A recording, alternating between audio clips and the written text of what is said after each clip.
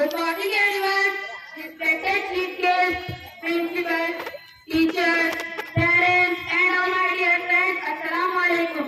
Walaikum assalam. First of all, I wish to you all a very happy Independence Day.